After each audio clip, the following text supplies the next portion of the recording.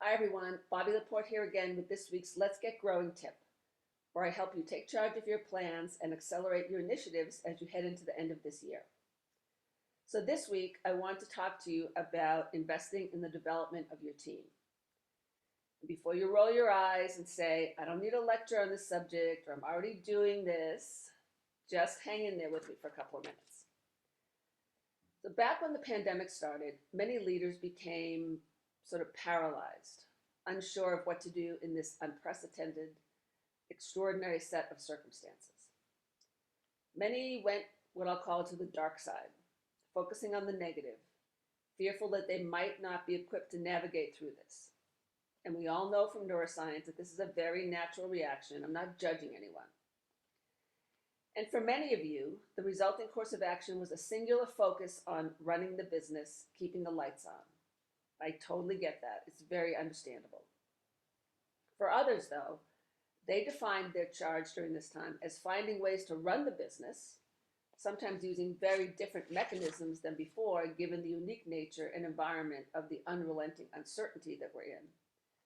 But they also made a commitment to better understanding the professional needs of their teams and meeting them through new and innovative ways.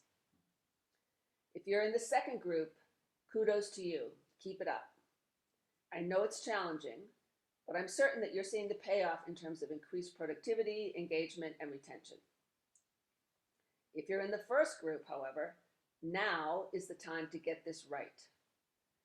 There is overwhelming data to support investing in your team, and here are a couple of points for you.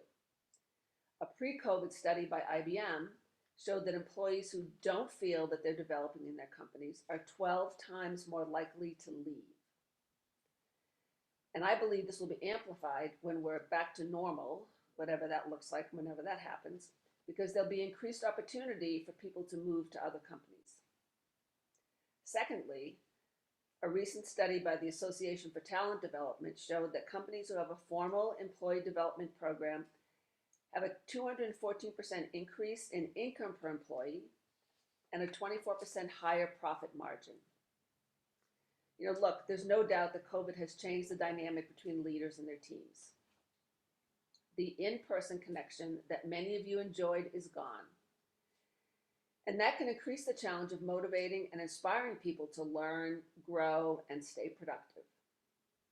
But on the other hand, the number of virtual training and development offerings available has exploded, as has the whole field of virtual training and facilitation.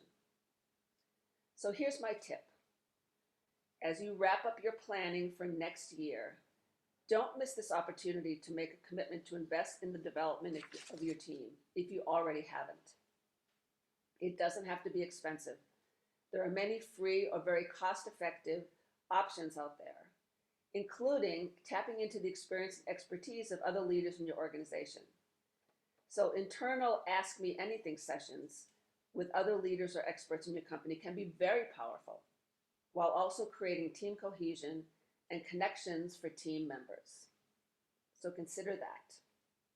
So that's my Get Growing tip for this week. I'll see you next Monday. And remember to see this time as an enabler, not a liability or a time to pause, waiting for certainty to return. All right, everyone, have a great week. Take care of yourself.